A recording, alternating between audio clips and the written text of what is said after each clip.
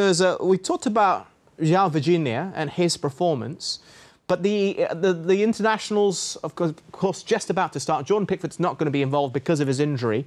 Be interesting to see who is chosen to start between the sticks. But for the Euros, which is just a few months away, JMO, do you reckon Pickford will still be #1 for England? Or do you see weaknesses in his game? Because there was a fantastic piece by Rob Green, I think you've seen it. He's a friend of the show as well, talking about his weaknesses and also the strengths of Nick Pope, who might start during the international break, or maybe Dean Henderson. What's your take on it?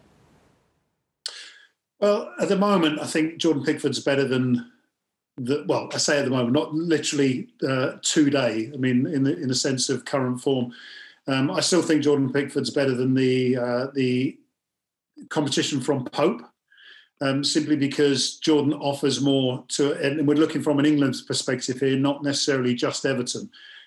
Jordan Pickford offers more for the England team than I think Nick Pope does, because in a sense, when England go into tournaments, you would expect them to be playing like Manchester City did against Everton today, totally dominant, goalkeepers not asked too much upon until you get to the latter stages. That's when the flaws start coming out, and it's very uncommon for a starting goalkeeper, ironically.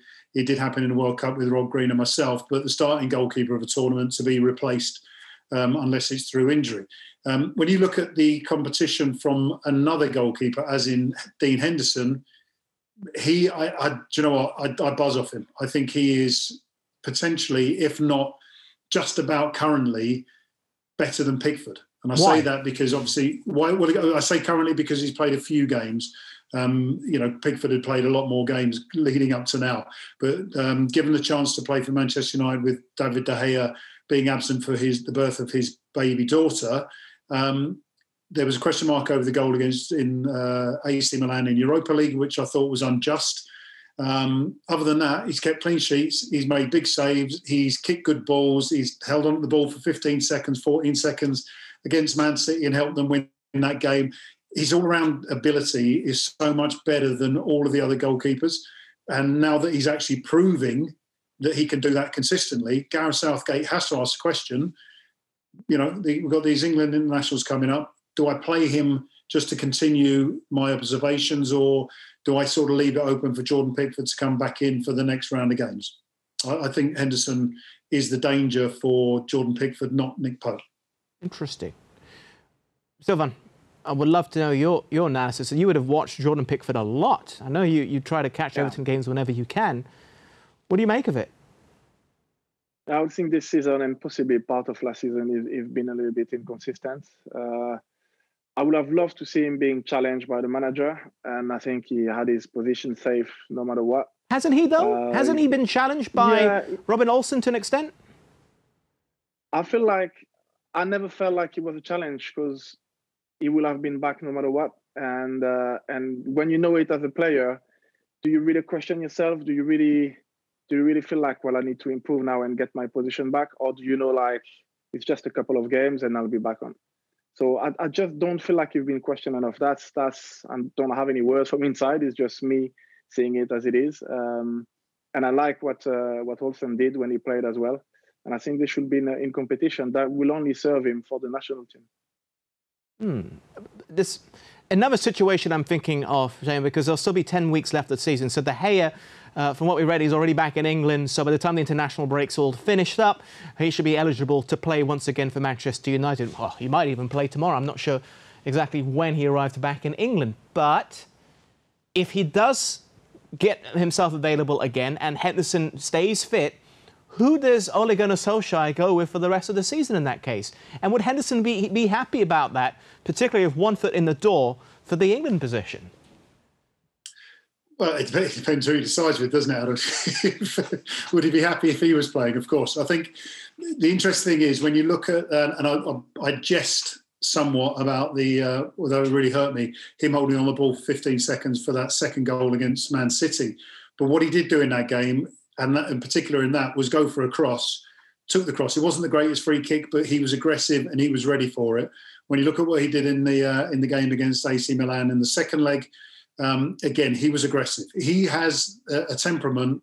He might be fearless at the moment because he's young and sort of underexposed with regards to top-flight football, but he's got the fearlessness that an international manager, and arguably Ole Gunnar Solskjaer, wants his players to have.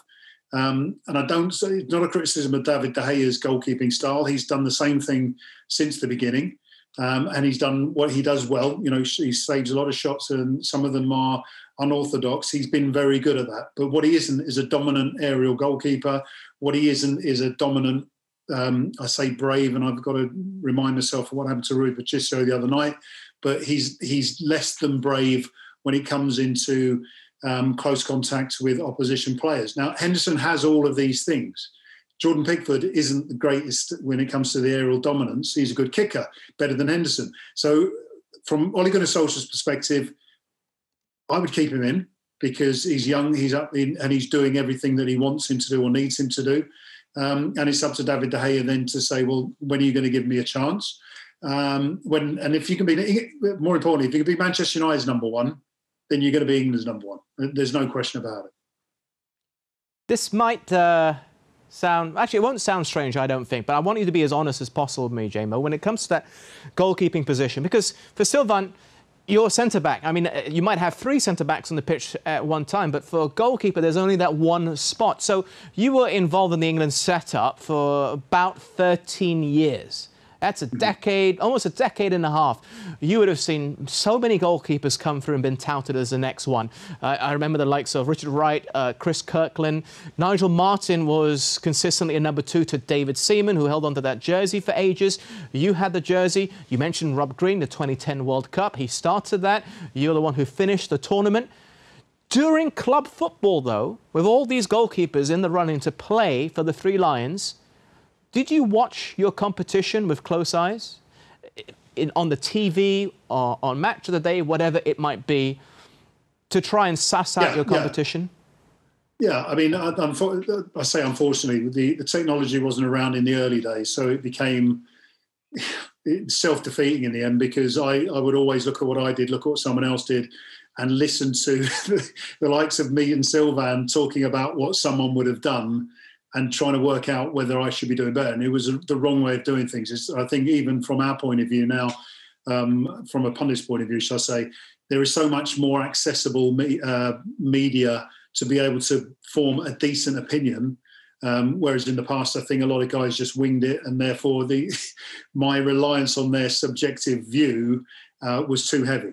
But then once I got a good coach, talk about Aston Villa going forward, Portsmouth with Colsey, we could analyse my performance, we could look at other players' performance, but not have to worry about it.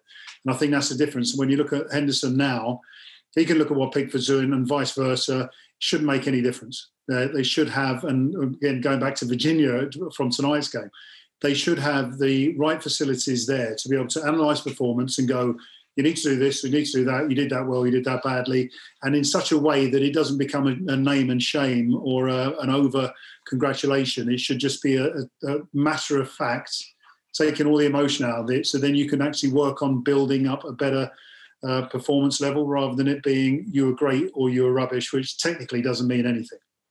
But behind closed doors, did you smile if you saw a competitor for the England jersey make a mistake? Loved it. You loved it? I hated goalkeepers keeping clean sheets. I even wanted Petr Cech to... Thanks for your honesty.